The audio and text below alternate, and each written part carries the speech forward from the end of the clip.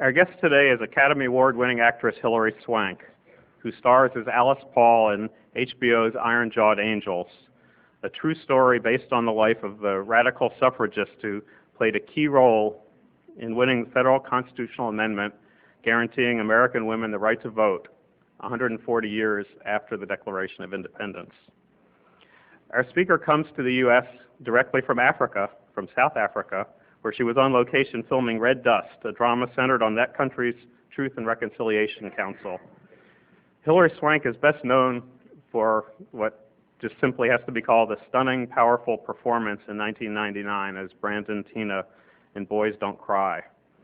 She not only won Best Actress Oscar for that role, she also won the Golden Globe, the Broadcast Film Critics Award, the New York and Los Angeles Film Critics Awards, and many others. To date, Hilary Swank has 19 Best Actress prizes to her name. She's also been named by People magazine as one of the 50 most beautiful people in the world.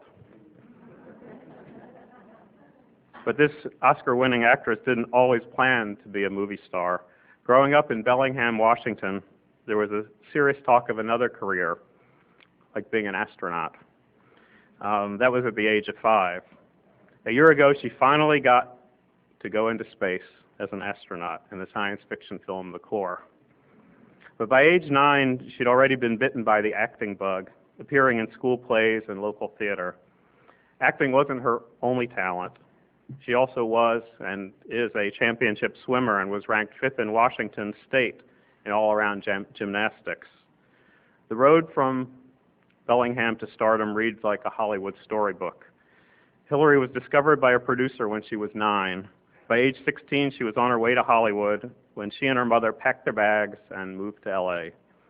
She labored in the vineyards with guest parts in TV shows such as Growing Pains, Evening Shade, and Harry and the Hendersons. Her first movie was 1992's Buffy the Vampire Slayer, and her first starring role came 2 years later in The Next Karate Kid, where her athletic talents helped her win the job against some 500 competitors. She now has more than 20 film credits and has starred alongside the likes of Al Pacino, Cate Blanchett, Robin Williams, Keanu Reeves, many others, including her husband, Chad Lowe. Her latest movie, Iron-Jawed Angels, which premieres this Sunday on HBO, has a lot of meaning to me. Her character, Alex Stokes Paul, was a Quaker who attended Swarthmore College just a few years before my great-grandmother did, and later, in the years before World War II, both of them worked in Switzerland to help Jews and other refugees escape from Germany. Alice Paul is a fascinating character who earned a PhD from my alma mater, University of Pennsylvania, later went on to earn an economics degree and a law degree. She was active well into her 80s, and she was one of the authors of the ill-fated Equal Rights Amendment to the Constitution. So she spans the century for fighting for women's rights. I'm not a professional film critic, but I'm sure all of you will agree, if you have a chance to see the movie, that Hilary does a terrific job of bringing a complex, important, but largely forgotten historical figure to life. Please join me in welcoming Academy Award-winning actress Hilary Swank.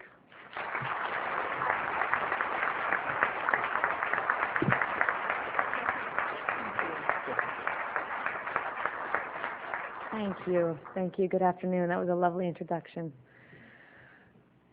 When I was first approached about speaking before the National Press Club, I was humbled and honored to be invited during this election year. After making a film on suffrage, I am inspired and have a few things that I would like to share with you all. Just before coming here, I was given a short tour of the press club by some of the women members.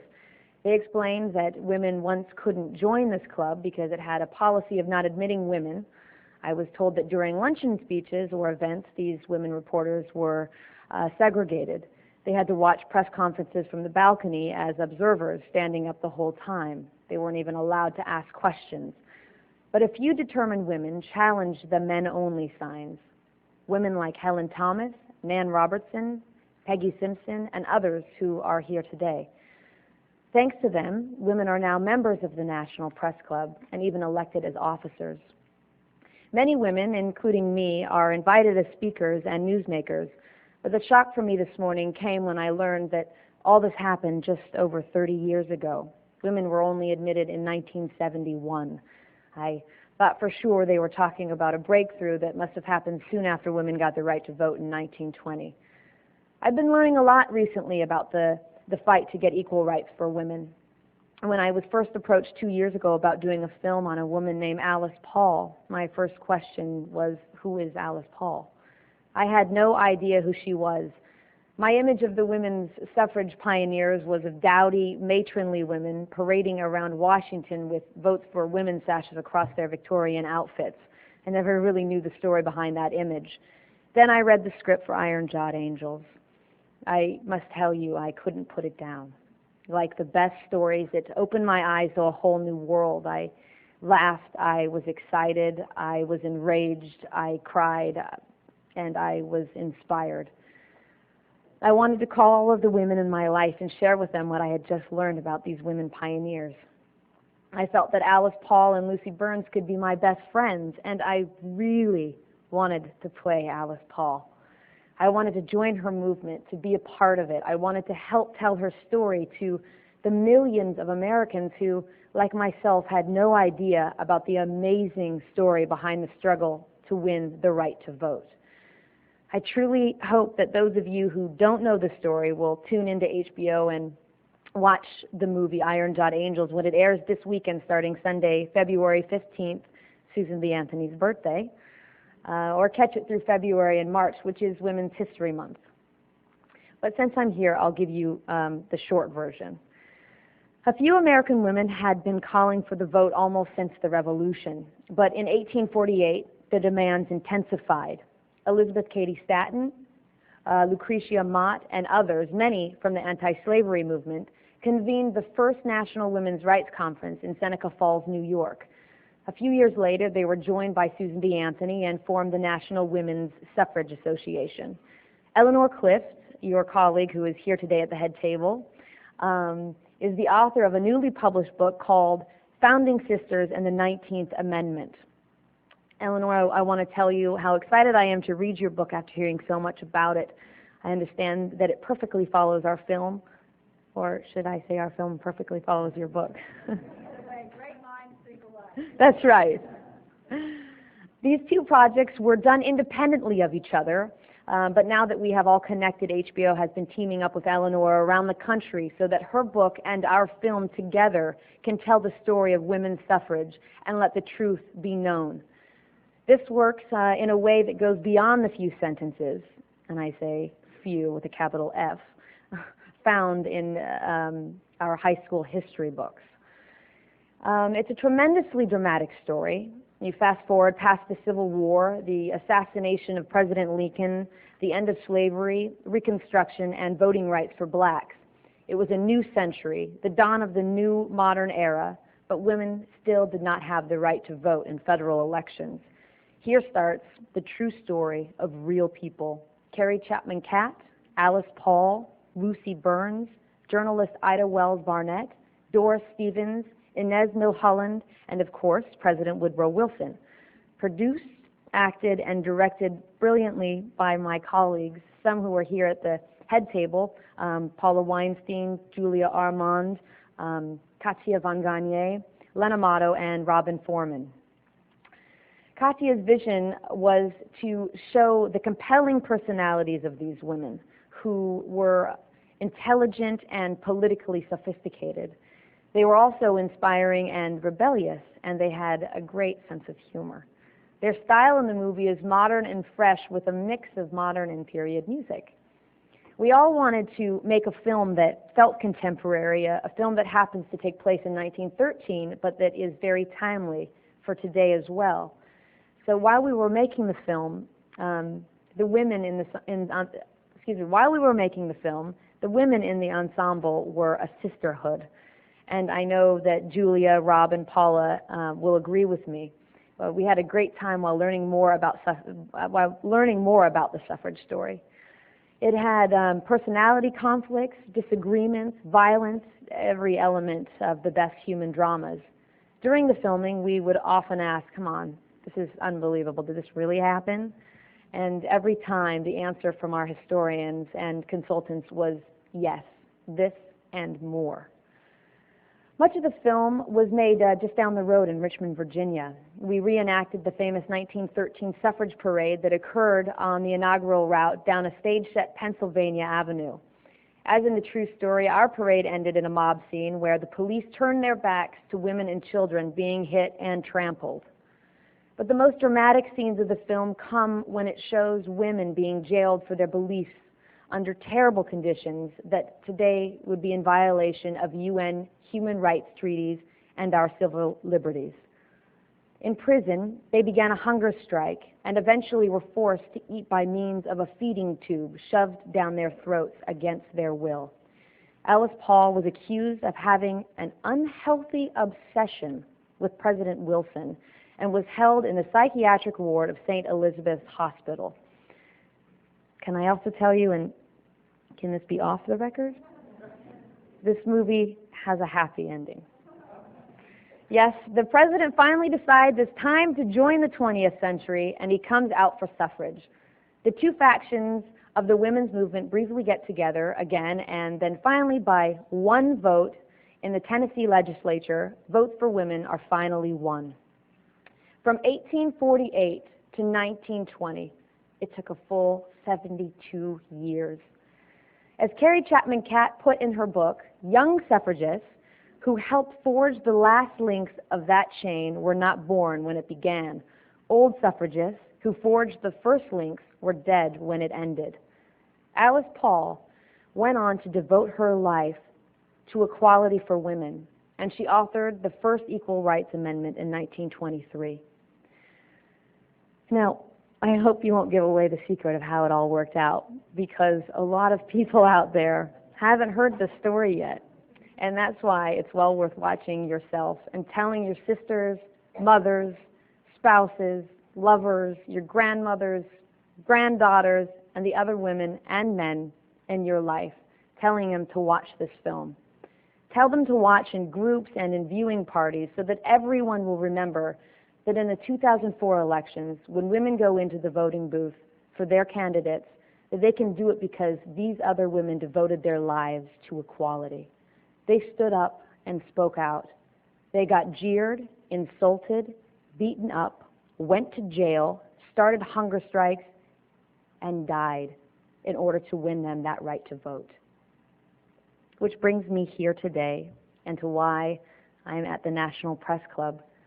I'm not here just to talk about a very important movie, but also about what we as a nation are going to do to encourage all Americans to use their right to vote and be counted in 2004, especially the newer or sometime voters who need to take seriously their right to participate in 2004 and every year thereafter. Young people between 18 and 25 are 13% of the voting age population, but they were only 5% of the vote last time around. There are 22 million unmarried American women who were eligible to vote in 2000 but did not. And 16 million of them aren't even registered. Of the 38 million people of color eligible to vote, only 15 million did. I understand that each state has different rules. Some have strict registration laws with advanced time limits, while in a few, like Minnesota, Maine, and Wisconsin, people can register to vote as late as Election Day itself. Many of you here, you journalists, you watch the numbers, and it's a fact that in those states, with easier registration laws, voter turnout is way above the national average. I come here from recently filming, as you had mentioned, a film in South Africa. I looked around while I was there and realized that the situation of women there and many other parts of Africa is similar to the situation of women in the United States in the 1800s. In those days, American women also didn't have the right to own property in their own names, to inherit it, or to do many things without the permission of their fathers, husbands, or brothers. And many parts of Africa, women and girls have to fight to get an education. And you know the struggle women are having in Afghanistan and Iraq to have any kind of meaningful voice in the new societies there. Women's rights are a revolutionary issue in those places, and many others as well. It took us a long time to get here, from 1848 to 1920, when American women got the vote. That was 72 years, nearly 3 generations, and it took 51 more years to get into the National Press Club. So for women today, it has been more than a century of fighting for our rights, and we're not done yet. But revolution or evolution, it depends on what kind of government and whether the government listens when people speak up and say that things have to change. This brings me to the final point of my speech today, which is a question. What are we, meaning each one of us, going to do about increasing voting in America?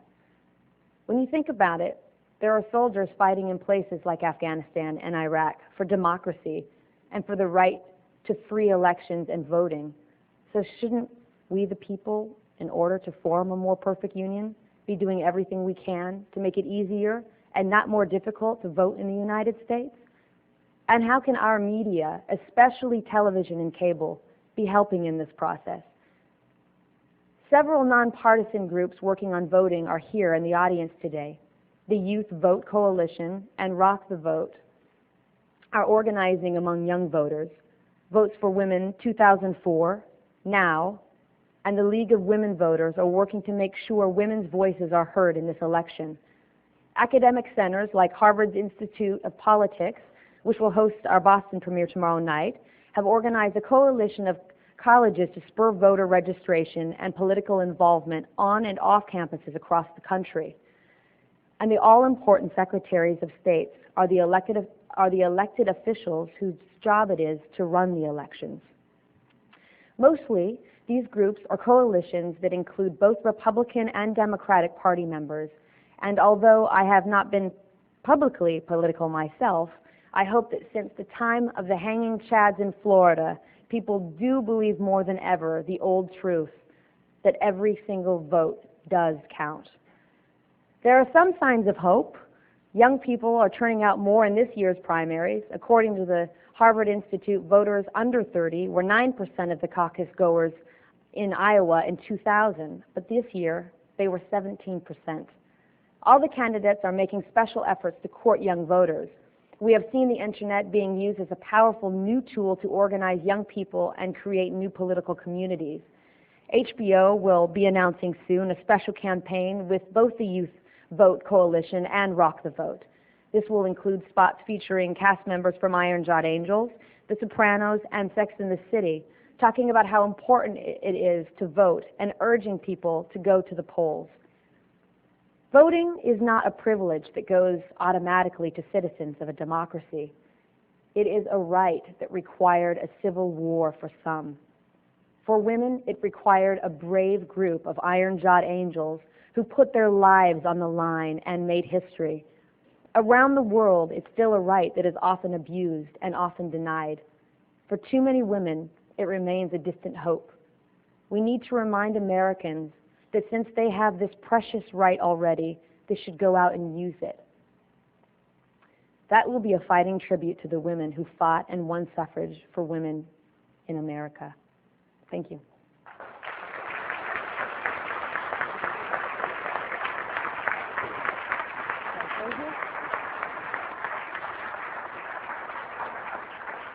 Great.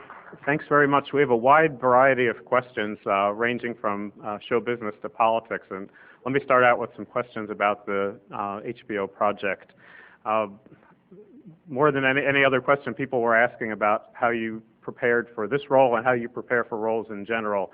You're well known from Boys Don't Cry for having cut your hair and passed as a man before you started filming the movie. What did you do with a lesser-known historical figure to prepare for that role? Once I got over the fact how crazy it is that I didn't know who Alice Paul was and that the people around me didn't know who Alice Paul was, I got into diligently researching about Alice Paul. I read a lot of literature to just understand exactly where she came from, what her history was, and what she did for women.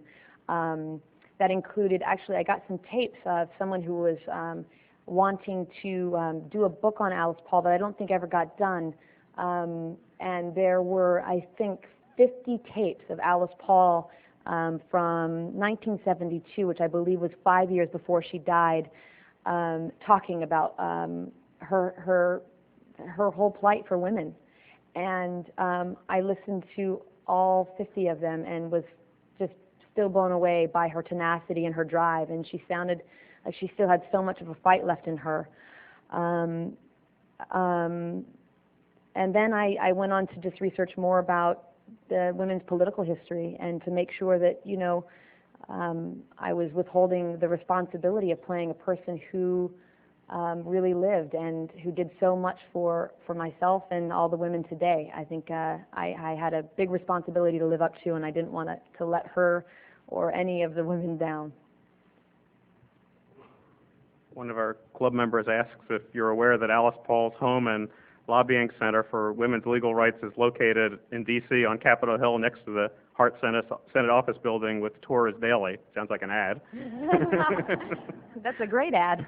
But I was wondering, on the set of the movie, when you have the sisterhood there, did you try to go back in time? I mean, when you're all talking beforehand and put yourselves in the minds of that time, do you try to talk in the lingo of 1913? How do you prepare for the different reality, even if a lot of the issues are still alive today?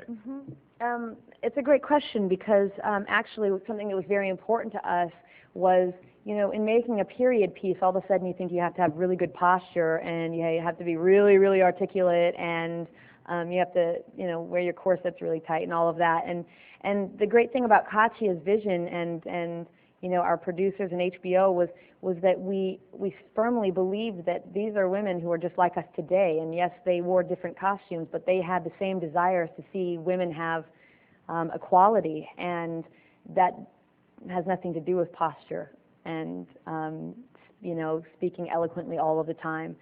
These women were just your everyday women who wanted to see things happen for other women, and they smoked and they drank and they had desires, and they, by God, made sure that women got the vote. So on the set every day, we were just, you know, it's great when women can come together and be supportive of one another. I think it's really a sad thing to see women being threatened by other women, and we definitely need to come together and just support each other and the power that each one of us holds, because that's going to ultimately hopefully make tomorrow a better place for our children and our sisters and our future. One of the people in the audience wants you to channel Alice Paul for a minute here. She wasn't exactly mainstream political figure. She was very critical of President Wilson and the Democrats for holding up passage of the of women's suffrage in Congress. But if Alice Paul were around in 2004, one of the people in the audience is curious, who do you think she'd be backing, or would any of them be satisfactory? That was very politically asked. You know, I'm not going to speak for Alice Paul. I think that, you know, she, I think, you know, Alice Paul believed in supporting whoever wanted to help women. And that's pretty much what I believe. After this movie, you went to South Africa and did another movie based on fact and much more contemporary. Are you interested in doing more of these kinds of historical films over time? You know, it's interesting. People have been pointing out to me, you did a movie about a person with a sexual identity crisis, and you did this movie, you know, about equality for women and women getting the vote, and now you did a movie about the Truth and Reconciliation Commission. What's next? And I guess, you know, I didn't ever really realize that I was consciously making choices like I have been. I just read stories that are inspiring and moving to me, and all three of these movies have been ones in which I was, like I said earlier, incredibly inspired and moved, and ones in which I learned something that I didn't know much about. And I think the more we can do that as a nation and as you know, as a world, I think the more we can look outside of ourselves, the more we can do for others, and ultimately, I think that's what we all want. So, I'm looking to do a romantic comedy, though, because we all need to laugh a little.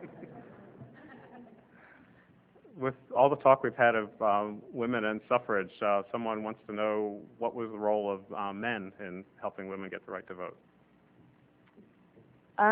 Well, once Woodrow Wilson came to his senses, no.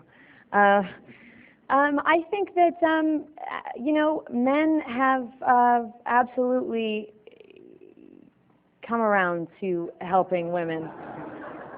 And I thank you. I don't mean that facetiously. I thank you for that, because it takes an effort on everyone's behalf to see equality for women. And, you know, there's not one without the other.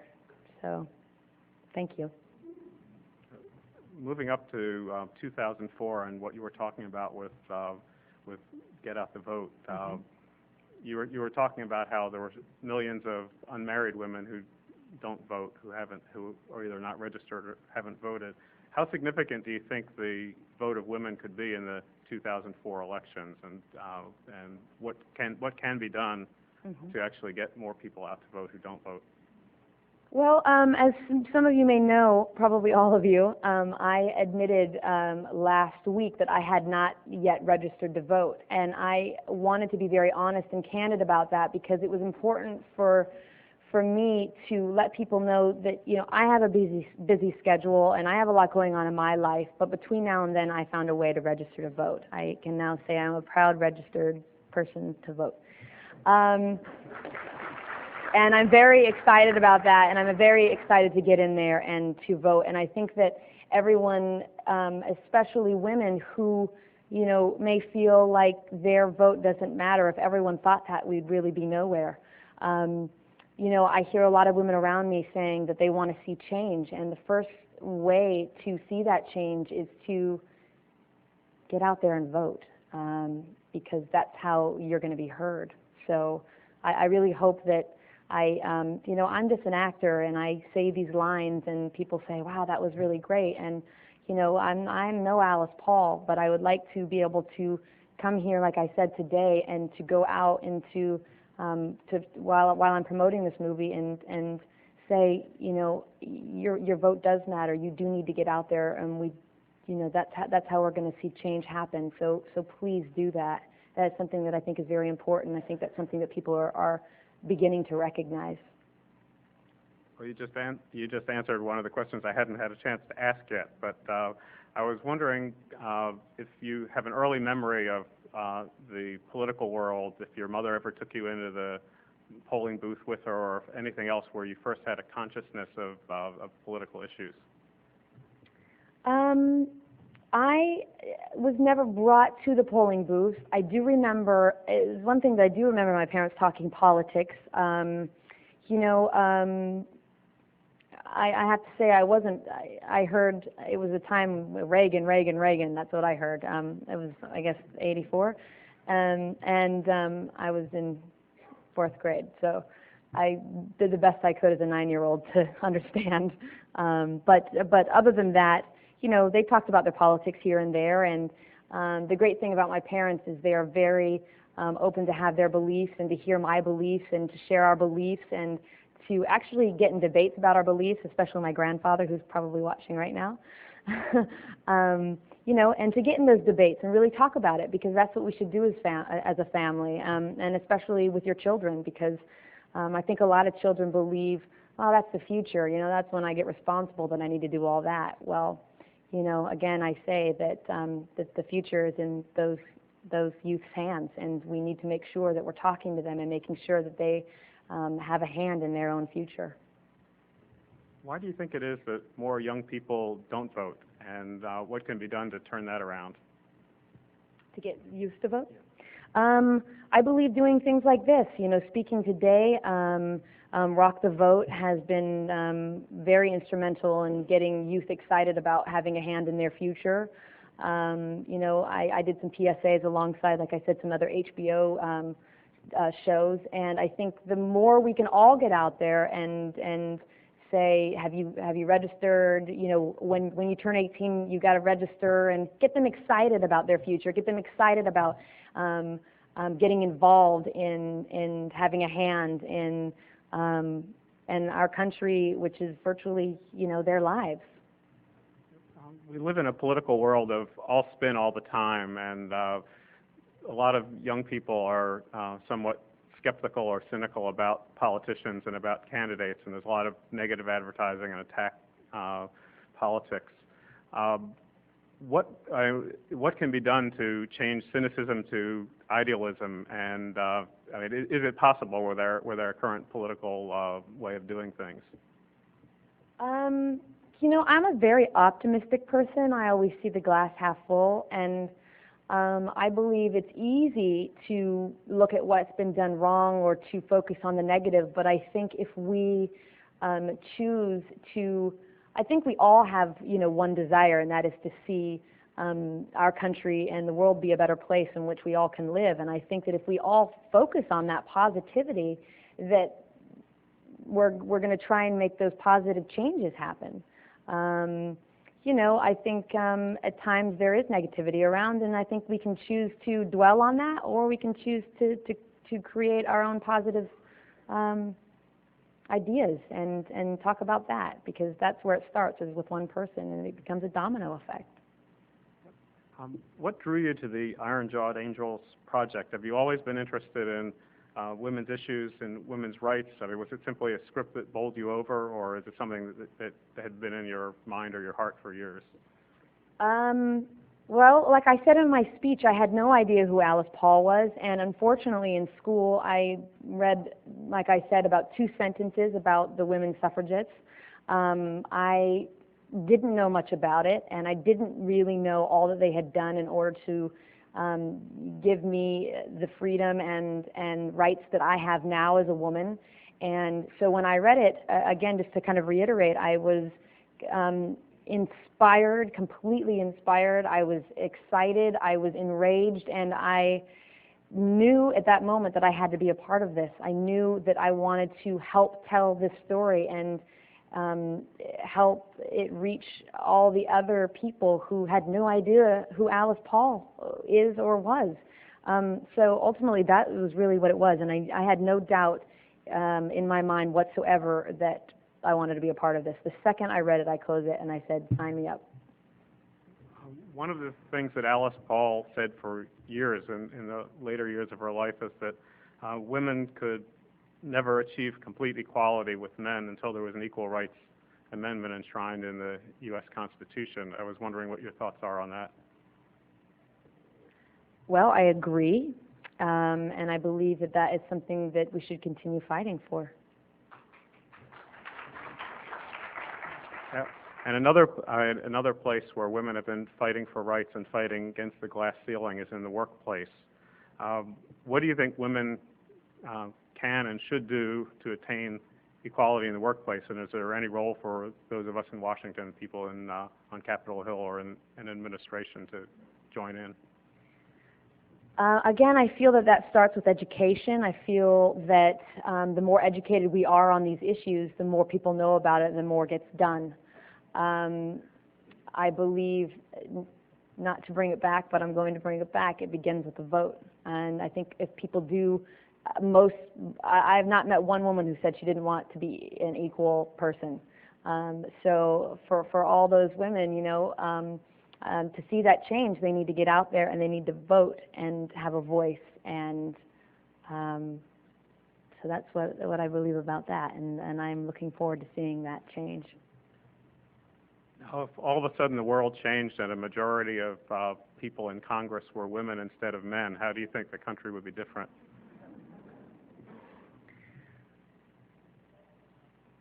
I'm not going to say that, but you can. What? You know, well, it'd be a world in which we're treated as equal, and that's a pretty big thing. You did the movie Boys Don't Cry, but one of the people in the audience wants to know if it's all right for politicians to cry. Of course. And one last along these lines, why do you think that there hasn't been a viable woman running for president so far, and how long do you think we're going to have to wait before there is? I was at the Library of Congress this morning, where most of the women of Congress were graciously hosting a breakfast, and for Iron Jot Angels, for our movie, for the director, the actors, and the producers, and it was so fantastic to sit with them and hear all that they're doing. And we got in the car afterwards and talked about that. That was something that we were discussing, and I have to say, I don't think it's in the too far future to see more women, not only in Congress, but as a woman president. I don't think that's too far away. And it's exciting to talk about that sort of thing. It's great that we got in the car and we're here in Washington, D.C. talking about that. That's a big deal in itself. So we'll see. We'll see what the future has in hold. And one more about the changing world. Someone just asked the question, what conflicts are there, if any, between women's roles as professionals and the family roles and other with a professional life? Women, I'm not sure I understand. Okay, it's sort of the age-old question of women moving ahead in the professional world and conflicts that build up with traditional family questions. Well, I believe women can do it all. I've seen women who are the most brilliant multitaskers. I think it's something that God has given us for this sole purpose, to be able to raise children, to have a family, and to work, and to keep it all together. I know many of those women. Katja von Garnier, our director, is one of them. She was directing this fantastic, important movie while she had a baby on her hip, Calling Action, and it didn't slow her down once. And that's inspiring. And I think I can only speak through my business because it's all I know. It's the only thing I've been doing since the age of 15. But a lot of women in our business are now more open to having babies. As you can see, a lot of them are having babies, and Julia Armand is now pregnant. And I don't think that slows women down. I think, if anything, it opens them up to be able to do more and to be more capable on a lot more levels. So I think that there's nothing that can stop them and hold them back. There are a lot of questions about your career. Starting out, what drove you to become an actress, and when did it happen? When did you decide you wanted to do that? I remember I was in 5th grade, and a teacher had us write a skit, and then we were to perform it in front of the class. And I just remember that thing that happens when you realize that you're doing something that you love. I got up and I started reading this really poorly written thing, yet I was really enjoying myself, and something really came alive, and I loved it, and I didn't know that I could make a living at it. I didn't know it could be a career, but I knew that I loved it. So I just started doing a lot of theater, school plays mostly, and then my local repertory theater, and then I kind of put it together that I could do this maybe in my lifetime. And my mother was very supportive of me. She gave me the greatest gift, and that was to follow your dreams and to believe in yourself. And it's a gift that I carry with me and that I hope to pass on to my children. So that's kind of how my acting career started. What is the most important guidance you ever received from a director, and do you ever want to be a director yourself?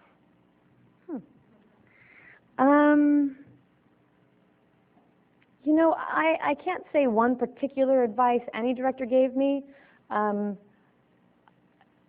I think all of their advice accumulatively has, just, I guess, helped me as an artist. In particular, I do want to maybe bring something up about Katja. you know, this role for me was very challenging in a lot of ways, almost, I wouldn't say more challenging than Brandon Tina, but definitely right up there with Brandon Tina, or Tina Brandon, however you'd like to say it, because she was such a strong woman, and I was really afraid that people weren't going to empathize with her. And I was, you know, sometimes I would maybe say my lines softer, or, and, you know, Katya so brilliantly said to me, you don't need to lower your voice. You don't need to be weak. You can be strong, and you can speak with a strong voice and still be respected and related to. So that was a pretty good piece of advice, not only for me as an artist, but for me as a human being and as a woman. Next question sounds like it could be in People magazine, but what does it mean for an actor to work with Al Pacino, as you did in Insomnia, and tell us a story about him? Is People here? Al Pacino is an anomaly. I adore him. I respect him. He wasn't only my colleague, but he's now a dear friend of mine. And he's, you know, he's Al Pacino. I mean, you know, he's Al Pacino. He's brilliant, and he's giving, and he's passionate, and he's an incredible father. He has 2 girls and a boy, and I've watched him, you know, in the years that I've known him, raising his children, and he is supportive of them, finding themselves and discovering what they believe, and that's an inspiration to me. Now, a home question: where is the Academy Awards statue in your house? You know, I moved to New York fairly recently, and I just kind of I didn't put it in a box. Someone gave me the advice, don't pack it. So I carried it with me, and I just kind of set it down on the mantle along with my husband's Emmy, and it's sitting on the fireplace mantle. And I didn't really think about where to put it. It's just on the fireplace mantle with Chad's Emmy. So, well, speaking of your husband, how does your marriage fit in with your career, and how do you balance when you're both working on projects? I have been with my husband now a little over 11 years. You know, I met him when I was just barely 18, and you know, we really have grown up together, and we have an enormous amount of respect for each other. And this business can be really difficult because it takes us to a lot of different places, and we travel quite a bit, and so we just have to find ways in which to try and be with each other, and sometimes that means sacrificing some things that we want to do, and we have to say, you know, what's more important, and we've worked really hard at that, and you know, it's well worth it. I'm very happy. What are you working on now, or what's next? What would you like to do? Well, like we briefly touched on, I just did a movie about the Truth and Reconciliation Commission in South Africa, one of those other light subjects.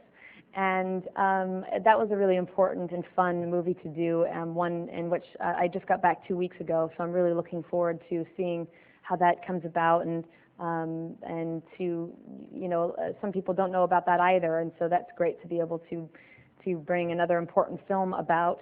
But I would like to find a romantic comedy. I started my career in comedy, and it would be nice to just do something where I laugh and it's just a little bit more easygoing. So I'm looking for that.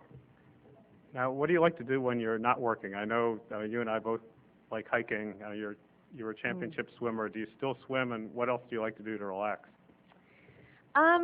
You know, I still am pretty athletic. I don't skydive anymore because Chad asked me not to. That's the only thing. That's the one thing about a relationship too, is we're very accommodating to, you know, I just said, you know, just I'm not real good with people telling me not to do things, so it might be great not to say don't do something. And the only thing he said to me was, can you please not skydive? And I respected that. So I haven't skydived since. I've bungee jumped, and he doesn't have a problem with that, so that fills that void.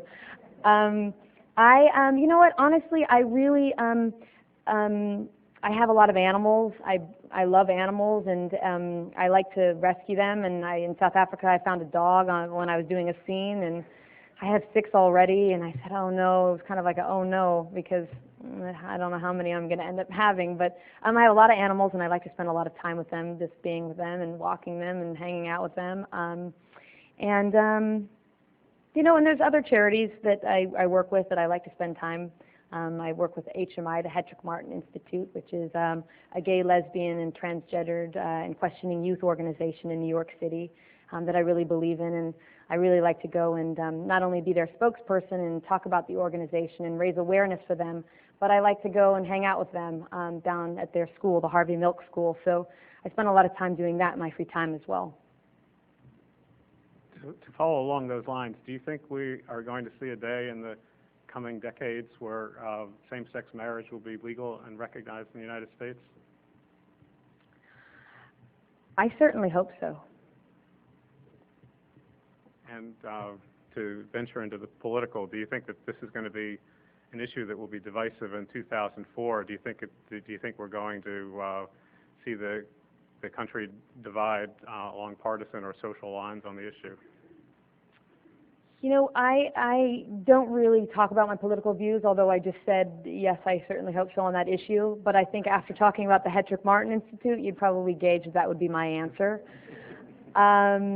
So, yes, I think it is going to be highly debated. It already has been, you know, and Alice Paul debated for a long time, and she won. So, you know, we'll debate for a while, and hopefully it'll come through. To follow along those lines, actors speaking out on controversial issues can raise quite a stink. Tim Robbins, when he was up at this very same podium, made some headlines that followed him for months after. I was wondering if, as a general principle, you think that it's a better idea for people in the entertainment industry not to get involved, not to deeply get involved in political issues. Well, in me stating that, I was, you know, speaking for myself. That's just the stance that I've taken. That's not something that I like. I don't like to talk publicly about my political views. But I believe, honestly, that you know, celebrities they're citizens, and I believe that not only celebrities but all citizens should stand up and talk about what they're proud of. I think that they should be loud and proud, and I think that that's the only way that we can make change. You know, certainly Alice Paul was loud and proud, and she didn't stand down for what she believed in, and I think that, you know, people happen to listen to celebrities, you know, for whatever reason, and I mean, they definitely get a lot more press time, but, you know, I think that they should stand up and talk about what they believe in, if that's what their calling is. We're lucky here to have two such good actresses. One of the things I've always wondered about the different roles is how you get the accent straight.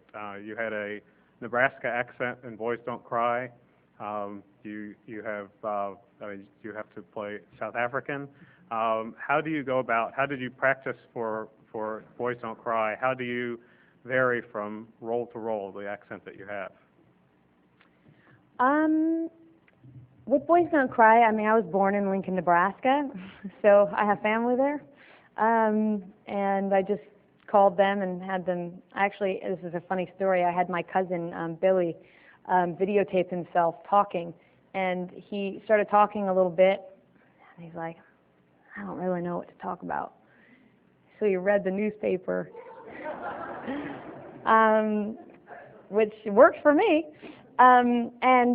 Actually, in my movie that takes place in South Africa, I don't use an accent because I play a character who was really fed up with the South African government, and she leaves when she was 19 and goes back 11 years later, virtually wanting to not be called a South African, and that's her growth in the film, is learning that you can't really run away from South Africa and lose your accent and get away from the political history of South Africa.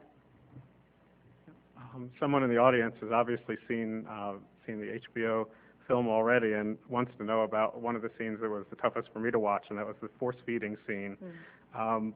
What did you do to prepare for that? How difficult was it to go through that? Which, again, my wife went through and looked up the Washington Post original articles, and there were articles written at the time, so I can say it is right out of the headlines. But how did you prepare as an actress for that role, that part?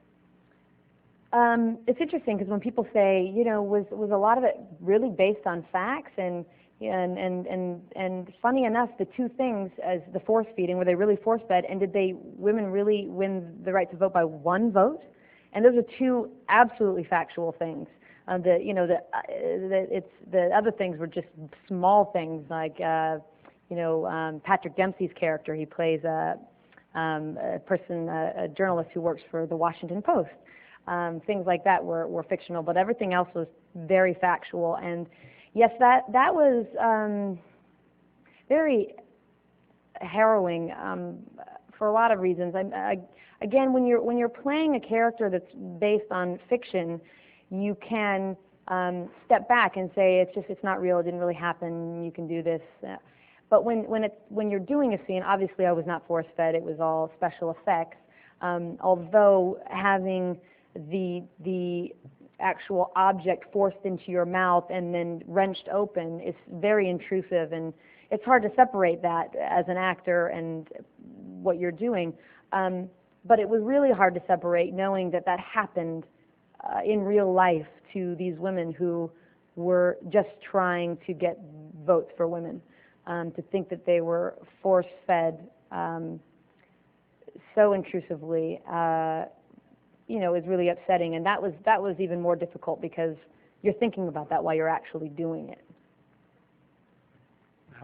Speaking of force-fed, a lot of Americans are getting tired of being force-fed photos of the clips of the Super Bowl halftime show. But I was wondering what your take is on all of that, and are we in a Washington feeding frenzy with politicians having hearings and media overkill, or is there something for us to think about that is worth thinking about? Well, I probably shouldn't say this either, but I'm not a big football fan. Is that bad? Maybe I should keep that in private and not public either. But no, I was not watching the game, and I am not a big news watcher. I'd rather read the newspaper, and so I haven't really been caught up in all of that. I think it's probably an unfortunate thing when children are watching, network television, and that happens. I don't think that that's fair, certainly. But I think there are other issues that maybe we can move on to now. It's been a couple of weeks.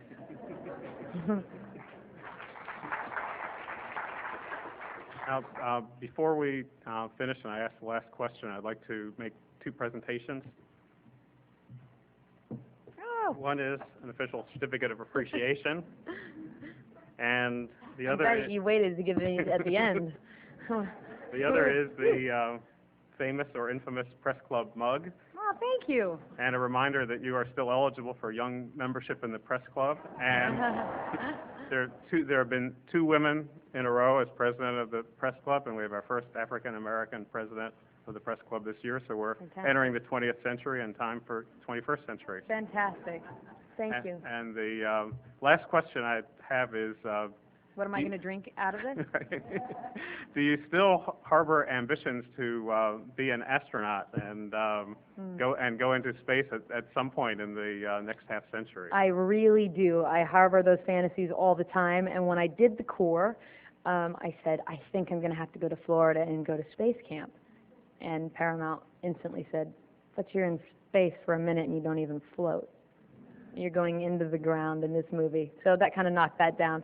But I would love to go up into space, and that's been a dream of mine, and yes, I would love to see that happen. That would be fantastic. Great. Well, thank you very much. I'd like to thank you for coming today. Thank you. Thank you for having me. Sure. Do I sit down now? Yeah.